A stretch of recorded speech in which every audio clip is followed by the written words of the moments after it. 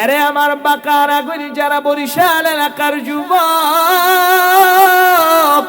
যেই রব আল্লাহ আপনাকে আমাকে মায়ের গর্ভে এক ফোঁটা নাপাক পানি থেকে তিলে তিলে আল্লাহ তাআলা বড় বানাইছেন। জীবনে আমি আর আপনি একবারও আল্লাহর কাছে দরখাস্ত করি নাই, আল্লাহ তুমি আমারে গরু বানায়ও না, তুমি আমারে ছাগল বানায়ও না, তুমি আমারে পিঁপড়া বানায়ও না, তুমি আমারে সমুদ্রের মাছও বানায়ও না। একবারও আল্লাহর কাছে কোনো দরখাস্ত করি নাই। আল্লাহ আপনাকে আমাকে চাইলে তো পারতেন একটা নিকৃষ্ট প্রাণী বানাইতে, কিন্তু রব্বুল আলামিন আপনার আমার প্রতি দয়া কইরা আপনাকে আমাকে একজন মানুষ বানাইলো। আল্লাহ তাআলা সূরা ইনফিতারের মধ্যে ডাক দিয়ে বলেন, ইয়া আইয়ুহাল ইনসান মা গররাকা বিরাব্বিকাল কারীম। হে মানুষের দলেরা, আমি আল্লাহ তোর মায়ের গর্ভের ভেতরে তোর কেউ ছিল না, ওই সময় ওইখানে কোনো মেডিসিন দেওয়ার সুযোগ ছিল না, কিন্তু আমি রব্বুল আলামিন তোকে এক ফোঁটা নাপাক পানি থেকে বাড়াইতে বাড়াইতে আমি আল্লাহ তোর ভেতরে রূহ দিয়া তোরে একটা পরিপূর্ণ মানুষ আমি আল্লাহ রব্বুল আলামিন বানায়া দিলাম। আরে বান্দা,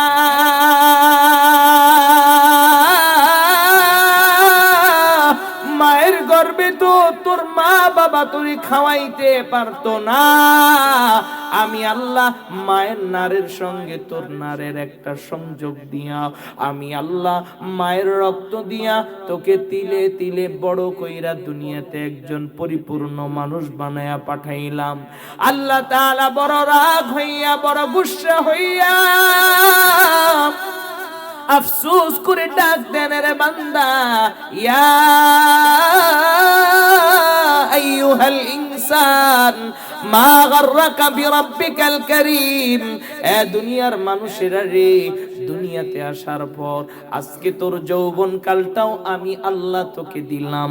যৌবনের তাড়নায় পইড়া শয়তানের ধোকায় পইড়া নামাজ ছেড়ে দিলি, শয়তানের ধোকায় পড়িয়া ও ইহুদি খ্রিস্টান বেঈমান নেইমার মেসির মতো চুলের কাটিংটা লাগাইলি। নেইমার মেসিরা তারা লক্ষ লক্ষ কোটি কোটি টাকা ইনকাম করি ইসরায়েলের মধ্যে ওই টাকা দেয়, আর ওই টাকা দিয়া মুসলমানদের উপর বোমা বর্ষণ করে মুসলমানদেরকে দুনিয়া থেকে বিদায় করে দেয়। ঠিক না বেঠি? আল্লাহ তাআলা আসমান থেকে আরশে আজিম থেকে রব্বুল আলামিন বড় রাগ হয়ে কয়, মা গররাকা বিরাব্বিকাল কারীম। তোর দয়াময় রব আল্লাহ, এ আল্লাহ থেকে তোকে দুনিয়ার কোন জিনিস ধোকায় ফেলায় দিল? এরে আমার আগুন যারা এলাকার যুবক, গোড়া ভুলে গেলে চলবে না। তুমি আর আমি দুনিয়াতে কিছুই ছিলাম না, তোমাকে আমাকে দুনিয়াতে পাঠাইছেন কি? তাহলে যে আল্লাহ দুনিয়াতে পাঠাইলেন, ইবাদত হবে কার? আল্লাহর গোলামি হবে রে। আল্লাহর গোলামি করা কোনো কঠিন কাজ নয়। 5 ওয়াক্ত নামাজ পড়তে 24 ঘন্টার মধ্য থেকে 1 ঘন্টা বেশি সময় লাগে না। 1 ঘন্টার বেশি সময় 5 ওয়াক্ত নামাজ আদায় করতে লাগে না। জোরে বলেন ঠিক না বেঠিক? 23 ঘন্টা দুনিয়ার জন্য আপনি দিলেন, কিন্তু 1টা ঘন্টা আপনি আল্লাহর জন্য দিতে পারলেন না। আপনার চাইতে বড় নিমুখ হারাম আল্লাহর জমিনে আর কেউ নাই। জোরে বলেন ঠিক না বেঠিক? বান্দা যখন নামাজ ছেড়ে দেয়, বান্দা যখন রোজা ছেড়ে দেয়, বান্দা যখন হজ ছেড়ে দেয়, বান্দা যখন যাকাত ছেড়ে দেয়, বান্দা যখন মহানবী সাল্লাল্লাহু আলাইহি ওয়াসাল্লামের সুন্নাত ছেড়ে দেয়, দেখেন আমার আর আপনার আল্লাহ কত বড় দয়াবান। দুনিয়াতে মা বাবার চাইতেও আল্লাহর দয়া কম না বেশি? জোরে বলেন কম না বেশি? সন্তান যখন মা বাবার অবাধ্য হয়ে যায়, মা বাবা সন্তান ঐতিহ্য করে দেয়, কিন্তু আমার আপনার রব আল্লাহ কত বড় দয়াবান। আপনারে আমারে কত বেশি মহব্বত করে। আল্লাহ তাআলা বান্দা যখন গুনাহ করতে করতে সাগরের সমপরিমাণ গুনাহ করে ফেলি, আল্লাহ তাআলা তখনও বান্দাকে ডাক দিয়া বলে, কুল ইয়া ইবাদিয়াল্লাযীনা আসরাফু আলা আনফুসিহিম লা তাকনাতু মির রাহমাতিল্লাহ। এ বান্দা আর গুনাহ করিস না, আর গুনাহ করিস না। এরে বান্দা তুই জাহান্নামে পড়বি, আমি আল্লাহ সহ্য করতে পারবো না। এ বান্দা এতদিন শয়তানের ধোঁকায় পড়ে তুই যা করেছিস, আয় আয় আয়, আমি আল্লাহর রহমতের চাদরের মধ্যে চলে আয়। একটু রাতের বেলা আমি আল্লাহর কাছে তওবা করে চোখের পানি ফেল। এ বান্দা ওয়াজ মাহফিলে আইসা আমি রব্বুল আলামিনের কাছে দুই ফোঁটা চোখের পানি ফেল। এ বান্দা লা তাকনাতু মির রাহমাতিল্লাহ, আমি আল্লাহর রহমত থেকে নৈরাশ হইস না। আয় বান্দা, আমি আল্লাহ তোর অপেক্ষায় আছি। তুই জাহান্নামে জ্বলবি, বান্দা আমি আল্লাহ সহ্য করতে পারবো না। এভাবে আল্লাহ বান্দাকে প্রতিদিন শেষ রাত্রে ডাকতে থাকে, আয় আয় আয় আলা মিন মুস্তাগফিরিন ফাগফিরাল্লাহ। আয় কোন বান্দা আমি, আয় আমার দরবারে আবার ফিরে আসবি। আয় শয়তানের রাস্তা থেকে আমি আল্লাহর রাস্তায় আবার ফিরে আসবি। আয় বান্দা, এভাবে আল্লাহ পাক বান্দাকে ডাকতে থাকি। কিন্তু দুনিয়ার কোন মানুষ হইলে ওই মানুষটাকে ছেড়ে চলে যাইতো। জোরে বলেন ঠিক না বেটি? বাংলাদেশে গত কয়েকদিন আগে একটা ভাই মারা গেছে, আমাদের ভাই, তার নাম শরীফ ওসমান হাদি। একটা উদাহরণ দিব, জ্বলন্ত উদাহরণ। এই দুনিয়াতে কেউ কারো আপন না, কেউ কারো জন্য না, সন্তানও বাবা মার জন্য না, বাবা মাও সন্তানের জন্য আপন না। আখিরাতে তো আপন না, আল্লাহ কোরআনেই বলে দিয়েছেন, দুনিয়াতেও আর প্রমাণ পাওয়া যায়। শরীফ ওসমান হাদির ভাই, তার নাম হচ্ছে শরীফ ওমর হাদি। আপনাদের বরিশাল এলাকারই সন্তান। জোরে বলেন ঠিক না বেটি? তার বাড়ি এই সারসিনা, সম্ভবত তার বাড়ি। আরে যুবক, তার ভাই বলে আমারে ইউরোপে পাঠায় দেন, আমি বিভিন্ন ভাবে হুমকি পাচ্ছি, আমাকে মানুষ মেরে ফেলবে। ওসমান হাদির বিচার করলে করেন, না করলে না করেন, আমারে আগে বাঁচান। জোরে বলেন ঠিক না বেঠি? তার ভাইয়ের তাজা রক্তের কথা ভুলে গেল। একই রিকশায় ছিল রে, ওসমান হাদি ছিল আর তার আপন বড় ভাই একই রিকশার মধ্যে ছিল। ঘাতকের দলেরা ওসমান হাদিকে টার্গেট করে গুলি করে দুনিয়া থেকে বিদায় করে দিছে। ওসমান হাদির ভাই যদি তার ভাইরে প্রকৃত মহব্বত করত, তাহলে উচিত ছিল আমার জান চলে যাবে, কিন্তু আমার ভাইয়ের বিচার আমি বাংলার জমিনে দেখতে চাই। জোরে বলেন ঠিক না বেঠি? ওসমান হাদির ভাই ভাইয়ের সঙ্গে গাদ্দারি করার চেষ্টা করতেছি। ওসমান হাদি বলে গেছে, তোমরা যা মন চায় তা করো না কেন, আমি জানি আমারে হয়তো বেঈমানেরা দুনিয়া থেকে বিদায় করে দিবে। আমারে বিদায় করে দিলেও আমার কোনো দুঃখ নাই, কারণ শহীদি মর্যাদা যে নিবে আল্লাহ পাক তাকে জান্নাতের পাখি বানায় দিবে। ওসমান হাদি তো মাদ্রাসার ছাত্র, সে জানে শহীদের মর্যাদা।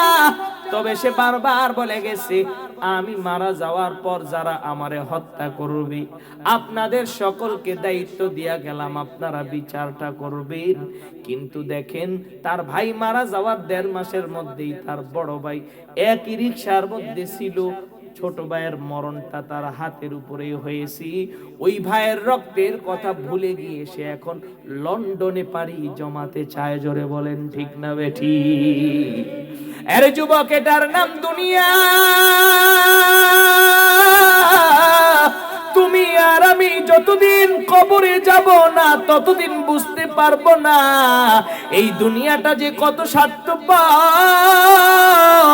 বাবা সন্তানের জন্য হালাল হারাম না বানিয়া লক্ষ লক্ষ কোটি কোটি টাকা ইনকাম করে, কিন্তু সন্তান যখন বাবারে 3টা কাপড় পেঁচায়া কবরে শোয়া দেয়, তখন সন্তান আর ওই বাবার কথা স্মরণে রাখে না। জোরে বলেন ঠিক না বেটি? এর যুবক, এই জন্য দুনিয়াকে প্রাধান্য দেওয়া যাবে না, আখিরাতকে প্রাধান্য দিতে হবে রে। সন্তান যে মায়া কইরা হালাল হারাম না মানিয়া টাকা কামাইলেন, ওই সন্তান কবরে আপনার টাকা দিবে না। জোরে বলেন ঠিক না বেটি? আপনাদের এই বাকাল এলাকায় কারো কবরে 1 কোটি টাকা দিছে, প্রমাণ আছে? জোরে বলেন আছে? কেউ জীবনভর কষ্ট কইরা বড় একটা বিল্ডিং বানাইছে, মরার পর যে বান্দা বিল্ডিং বানাইছে বিল্ডিংটারে বেকু দিয়া ভাঙা কবরে ঢুকাই দিছে, আছে? জোরে বলেন আছে? নাই। দুনিয়া বড় স্বার্থপর, দুনিয়ার পিছনে তুমি যতই ঘুরবা দুনিয়া তোমার থেকে তত বেশি দূরে যাবে, আর দুনিয়াকে তুমি যত বেশি ছাড়বা দুনিয়া এবং আখিরাত তোমার তত কাছে আসবে। জোরে বলেন ঠিক না বেটি? আরে আমার বাকাল এলাকার যুবক, দিলটা কি নরম বানাও। আল্লাহ পাক ডাক দিয়া বলে, দুনিয়ার মুমিন মুসলমানেরা, ইয়াউমা ইয়াফিরুল মারউ মিন আখিহি ওয়া উম্মিহি ওয়া আবিহি ওয়া সাহিবাতিহি ওয়া বানিহি লিকুল্লি ইমরিইম মিনহুম ইয়াউমাইযিন শা'নুন ইউগনি।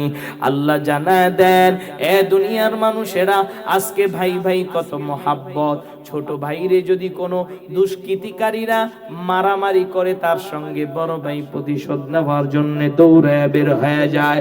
বড় ভাইকে যদি কেউ আক্রমণ করে, ছোট ভাই প্রতিশোধের জন্য বের হয়ে যায়। এত মায়া মহাব্বত। আল্লাহ ডাক দিয়া বলেন, ইয়াউমা ইয়াফিরুল মারউ মিন আখি। এরে বান্দা, আখিরাতের চিত্র হবে উল্টা। ভাই যখন একটা নেকির অভাবে জান্নাতে যাইতে পারবে না, ছোট ভাই দৌড়ায়া বড় ভাইয়ের কাছে গিয়া বলবে, ভাইয়া একটা নেকি দাও, আমি জান্নাতে চলে যাই। বড় ভাই ডাক দিয়া বলবে, দুনিয়াতে আমি বাবা মায়ের একমাত্র সন্তান ছিলাম, দুনিয়াতে আমার কোনো ভাই বোন ছিল না। বলেন না নাউজুবিল্লাহ? এবার সন্তান ওয়া উম্মিহি ওয়া আবিহি, সন্তান দৌড়ে আমার কাছে যাবে রে। মা দুনিয়াতে কত মায়া করত, মা সন্তানের জন্য না খায়া থাকতো।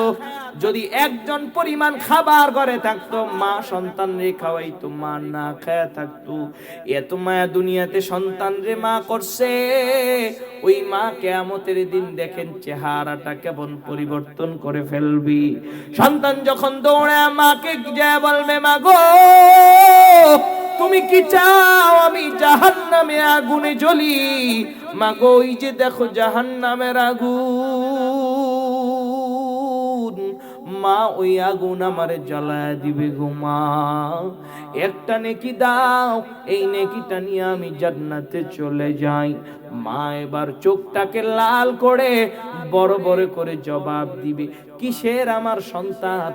দুনিয়াতে আমি ছিলাম একজন কুমারী নারী, আমার কোনো বিবাহ শাদী দুনিয়াতে হয় নাই। বলেন নাউজুবিল্লাহ। সন্তান এবার দৌড়ে যাবে বাবার কাছে, বাবা একটা নেকি দাও গো বাবা, জান্নাতে যাই। বাবাও একই উত্তর দিবি, দুনিয়াতে আমি বিবাহই করি নাই। সন্তান আসবে কোত্থেকে? যাও যাও যাও, তোমাকে আমি চিনি না। এইভাবে দূর দূর করে তাড়ায় দিবি। ওয়া উম্মিহি ওয়া আবিহি ওয়া সাহিবাতিহি ওয়া বানিহি। এর যুবক, ওসমান হাদি মারা গেছে, তার ভাইরা ঠিকই তার সঙ্গে গাদ্দারি করতেছে, কিন্তু তার স্ত্রী গাদ্দারি করে না। এই জন্য বিবাহ শাদী করার সময় একজন নেককার স্ত্রী দেখে বিবাহ করতে হবে। এই যে শরীফ ওসমান হাদি মারা গেল, কত মানুষ মিডিয়ার সামনে আসলো, কিন্তু এত মিডিয়ারা চেষ্টা করলো ওসমান হাদির স্ত্রীকে একবার দেখানোর জন্য, মিডিয়াদের চেষ্টা ব্যর্থ করে দিছে। ওসমান হাদির স্ত্রীকে তারা দেখাতে পারে নাই। জোরে বলেন ঠিক না বেটি? এই এরকম স্ত্রী দরকার, বিপদেও যে পাশে থাকবে রে। ওসমান হাদির স্ত্রীকে বলা হয়েছে, তোমাকে 1.5 লক্ষ টাকা বেতনের সর্বোচ্চ চাকরি দিয়ে দিব। এই বিষয়টা নিয়ে আর আলোচনা কইরো না। ওসমান হাদির স্ত্রী জানায় দিছি, আমার চাকরির দরকার নাই। যে স্বামী আমারে মহাব্বত আর ভালোবাসা দিয়ে আগলায় রাখছি, ওই স্বামীর বিচার আমি চাই, আমি দুনিয়ার কিছু চাই না। পড়েন না আল্লাহু আকবার। এরকম মহাব্বত স্বামী স্ত্রীর মধ্যে সমাজে অনেকের মাঝে আছে না নাই? এর যুবক, যে স্ত্রী তোমারে লোকমা দিয়া খানা খাওয়ায় দিত, আলহামদুলিল্লাহ। আমাদের স্ত্রীরা অনেক সময় দেখা যায় রাতের বেলা বাসায় যাওয়ার পর জিজ্ঞাসা করি, খাও নাই কেন? বলে তুমি আর আমি একসাথে খাবো, মহাব্বত করে বলি। এর যুবক, দুনিয়াতে স্বামী স্ত্রীর মধ্যে এই মিল মহাব্বত থাকাটা সুন্নত, দরকারও আছে। এই যে স্বামী স্ত্রীর এত মহাব্বত, এত ভালোবাসা, 50-60 বছরের সংসার, একজনকে ছাড়া আরেকজন খায় না। পুরুষ অসুস্থ হয়ে গেলে স্ত্রী তাকে সেবা যত্ন করে সুস্থ করে, আবার স্ত্রী অসুস্থ হয়ে গেলে পুরুষ মানুষ স্ত্রীর সেবা যত্ন করে। এত মিল মহাব্বত থাকার পর কিয়ামতের ময়দানে স্বামী যখন বিপদে পইরা তার স্ত্রীর কাছে দৌড়ে যাবে, গো ওগো আমার প্রাণের প্রিয়তমা স্ত্রী, একটা নেকি দাও।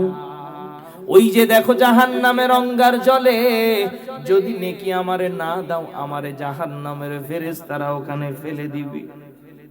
স্ত্রী জবাব দিবে, কিসের স্বামী? দুনিয়াতে আমার কোনো বিবাহ শাদী হয় নাই। পড়েন না নাউজুবিল্লাহ। এটা হলো আখিরাত। এই জন্য আখিরাতই হলো আসল, দুনিয়া হলো নকল। নকল জিনিসের পিছনে দৌড়ানো যাবে না, আসল জিনিসের পিছনেই দৌড়াতে হবে। জোরে বলেন ঠিক না বেঠিক? যারা নকলের পিছনে দৌড়ায় তারা জীবনে ব্যর্থ হয়ে যায়, আর যারা আসল জিনিসের পিছনে দৌড়ায় তারাই জীবনে সফলতা অর্জন করে। জোরে বলেন ঠিক না বেঠিক? এর যুবক, চোখটা বন্ধ করে একটা বার চিন্তা করে দেখো, তোমার ঘরের সামনে এখনই আজরাইল আইসা হাজির হয়ে গেছে। একটু আগে মসজিদে বসলাম, মসজিদের কমিটিরা বলল এই মসজিদটাকে সাজানোর জন্য আল্লাহর যে বান্দা অনেক বেশি চিন্তা ফিকির করত, অনেক বেশি গবেষণা করত, কিভাবে এই বাকাল কেন্দ্রীয় জামে মসজিদটাকে আরো সুন্দরভাবে সাজানো যায়। এ আল্লাহর বান্দা নাকি গত 3-4 মাস আগে হঠাৎ করে স্ট্রোক করে দুনিয়া থেকে বিদায় হয়ে গেছে। এর যুবক,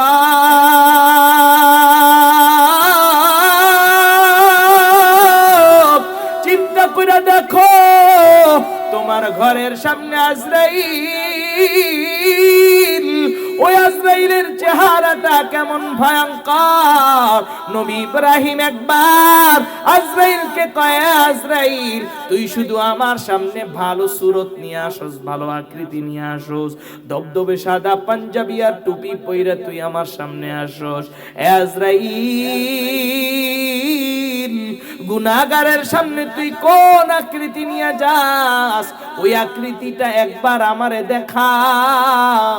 আজরাইল চোখের পানি ছেড়ে দিয়া নবী ইব্রাহিম রে জবাব দে, ওগো খলিলুল্লাহ, ওই আকৃতি যদি আপনি দেখেন আপনি আর হুশে থাকতে পারবেন না, আপনি বেহুশ হইয়া জমিনে লুটে পড়বেন। নবী ইব্রাহিম বলে, আল্লাহ পাক আমাকে মিল্লাতা আবিকুম ইব্রাহিম, আল্লাহ পাক রব্বুল আলামিন আমাকে মুসলিম জাতির পিতা বানায়া আল্লাহ আমারে দুনিয়াতে পাঠাইছেন। আরে আজরাইল, তোর ওই কঠিন থেকে কঠিন বিবস্ত্র আকৃতিটা আমি একটু দেখতে চাই, যাতে কইরা আমার মুসলমান সন্তানদেরকে আমি একটু সতর্ক কইরা যাইতে পারি। হযরত আজরাইল যখন নবী ইব্রাহিমের পিড়াপিড়িতে আর পারলো না, আজরাইল ডাক দিয়া কয়, খলিলুল্লাহ, দুইটা চোখ একটু বন্ধ করেন, আমি যখন আপনাকে আবার চোখ খুলতে বলবো তখন আপনি চোখ খুলবেন। এরে বাকাল এলাকার যুবক, এই আজরাইলের ভয়ঙ্কর চেহারার কথা একটু চিন্তা কইরা দেখো রে যুবক। এবার আজরাইল তার ওই ভয়ঙ্কর আকৃতি ধারণ করলো, গুনাহগারকে যে আকৃতি নিয়ে সে দুনিয়া থেকে বিদায় করে। এবার ওই আকৃতি ধারণ করার পর নবী ইব্রাহিম আলাইহিস সালাতু ওয়াস সালামকে বলল, ও কি খলিলুল্লাহ, এবার আপনার চোখ দুইটা খুলিন। আল্লাহু আকবার। হযরত ইব্রাহিম নবী যখন দুইটা চোখ খুললেন, হযরত আজরাইলের ভয়ঙ্কর চেহারা দেখা সঙ্গে সঙ্গে বেহুশ হয়ে মাটিতে লুটায়া পড়লেন। আজরাইল বুঝতে পারলেন নবী ইব্রাহিম বেহুশ হয়ে মাটিতে পড়ে গেছে। এবার হযরতে আজরাইল আবার সুন্দর আকৃতি ধারণ করে নবী ইব্রাহিমের চেহারার মধ্যে পানির ছিটা দিয়া জাগ্রত করছে। নবী ইব্রাহিমকে জিজ্ঞাসা করে, ওগো খলিলুল্লাহ, কেমন দেখলেন গো আপনি, আমাকে কেমন দেখলেন? হযরত ইব্রাহিম নবী ডাক দিয়া বলে, রে আজরাইল, আমি দেখলাম তোর পাটা জমিনে আর তোর মাথাটা আসমানে। আল্লাহু আকবার। শুধু তাই না রে যুবক, ওই আজরাইলের শরীরটা পুরাটাই কালো কালো কাটা যুক্ত। একটা কাটা যদি মানুষের শরীরের ভেতরে ঢুকে, একটা মানুষ না তিনটা মানুষ ভেদ করে চলে যাবে। বলেন না নাউজুবিল্লাহ। নবী ইব্রাহিম এবার আজরাইলের ডাক দিয়া কয়, আজরাইল, তোর এই চেহারাটাই তো একটা আযাব, এই আযাবই তো গুনাহগারের সহ্য করার ক্ষমতা নাই রে যুবক। আরে বাকালা গুলঝরা এলাকার যুবক, গুনাহ করে যদি তুমি কবরের বাসিন্দা হও, হযরতে আজরাইল এই ভয়ঙ্কর আকৃতি ধারণ কইরা তোমার সামনে আসবে। যখন গুনাহগার হযরতে আজরাইলের এই ভয়ঙ্কর চেহারাটা দেখবে, গুনাহগারের রূহটা রগে রগে পলায়া পলায়া থাকবে, আসতে চাইবে না, আসতে চাইবে না। আজরাইল বারবার ধমক দিয়া বলবে, আয় আয় আয় আয়। গুনাহগারের অন্তর তো আর আসতে চাইবে না, কারণ তার অন্তরের ভয় জাহান্নামের ভয়। এবার আজরাইল গুনাহগারকে হাতটা দিয়া গুনাহগারের পুরা শরীরের রগগুলোকে একেবারে আলু ভর্তা বানায় ফেলবে। গুনাহগার চিৎকার দিবে। এই জন্য তো দেখবেন অনেক গুনাহগারেরা যখন মরে যায় তাদের চেহারাটা বিকৃত হয়ে যায়। জোরে বলেন ঠিক না বেঠিক? আরে আমার বাকারা গুলজারা এলাকার যুবক, এই তো আজরাইলের ভয়ঙ্কর চেহারা। এরপরে আজরাইল তোমারে জান কবজ করে নিয়ে গেল। যে স্ত্রী তোমার এত আদরের, তোমারে জড়ায়া ধরা ছাড়া স্ত্রী ঘুমায় না রে যুবক, ওই স্ত্রী এবার তোমার লাশ দেখে বলবে, এই লাশ আর বিছানায় রাখা যাবে না, আমার ডর করি, তাড়াতাড়ি এই লাশটা মাটিতে শোয়া দেন, ঘর থেকে বের করে দেন। জোরে বলেন না ঠিক না বেটি? যেই সন্তান এত আদরের ছিল তোমার, সন্তান তোমার শরীরের মধ্যে প্রস্রাব পায়খানা করে দিছে, তাও তোমার একটু ঘৃণা লাগে নাই? সন্তান তোমার শরীরের মধ্যে প্রস্রাব করে দিছে, তারপরেও তুমি সন্তানরে ধাক্কা দিয়া ফালায়া দাও নাই? এর যুবক, ওই আদরের সন্তান বলবে, বাবার লাশটা তাড়াতাড়ি ঘরের বাইরে নাও, রাতের বেলা যদি আমি ঘুমাই, এই লাশতে যদি আমি স্বপ্ন দেখি, আমি ভয় পাবো। ওই সন্তান তোমার লাশটা ঘর থেকে বের করে দিবি, তিনটা সাদা কাফন দিবে। তোমার ব্যাংকের ভিতরে 1000 কোটি টাকা থাকলেও তোমার দামি কাপড় দিয়া শোয়াবে না, তোমার সাদা 3খানা কাফনের কাফন পেঁচায়া তোমার ঘরটা বানাইছো কত বড় ঘর, 10টা রুম দিয়া তুমি একটা বিল্ডিং বানাইলা রে যুবক।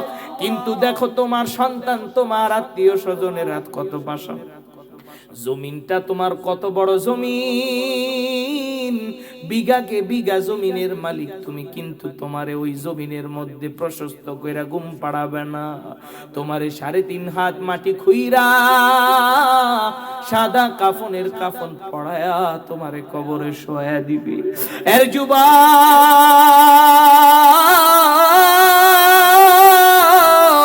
তোমার কবরের মধ্যে বাঁশ দিয়া মাটিটা আটকা রাখবে রে, কিন্তু ওই বাঁশ তো মাটি আটকা রাখতে পারবে না।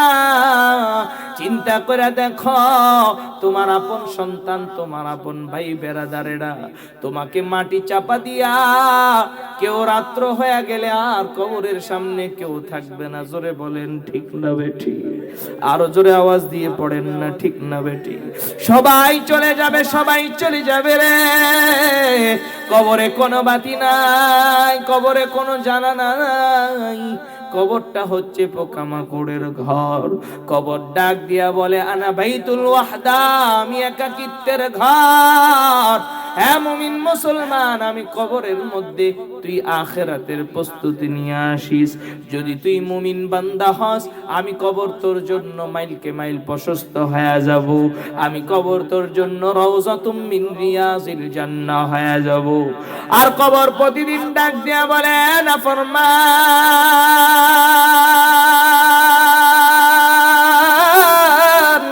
নাফরমানি কইরা যদি আমি কবরের মধ্যে আসস,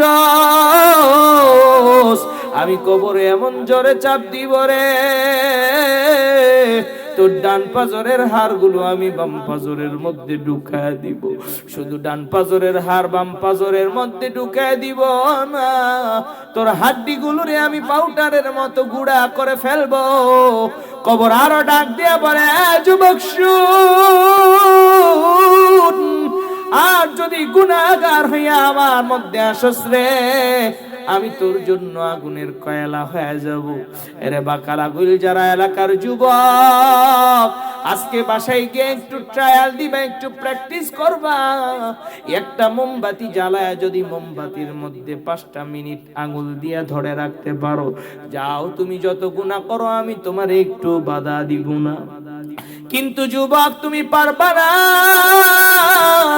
1টা মিনিট তো দূরের কথা, 10টা সেকেন্ড তুমি মোমবাতির সাদা সামান্য আগুন, যে আগুনের পাওয়ার কম, যে আগুনের পাওয়ার দিয়া ভাত হয় না, তরকারিও হয় না, এত কম পাওয়ারের আগুনের মধ্যে তুমি 10টা সেকেন্ড আঙুলটা দিয়া রাখতে পারো না।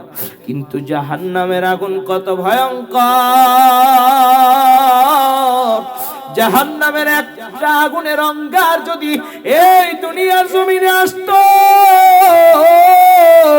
জাহান্নামের আগুনের যদি একটা অগ্নিস্ফুলিঙ্গ এই দুনিয়ার জমিনে আসতো, আজকে তুমি জমিনে ধান লাগাইলে সঙ্গে সঙ্গে ধান হয়ে যায়, আমের চারা লাগাইলে আম হয়ে যায়। কিন্তু জাহান্নামের আগুন এত বিষাক্ত, ওই আগুনের অঙ্গার যদি একটা অঙ্গার যদি দুনিয়ার জমিনে আসতো, তামাম দুনিয়াটা পুড়ে কয়লার মতো সারখার হয়ে যাইতো।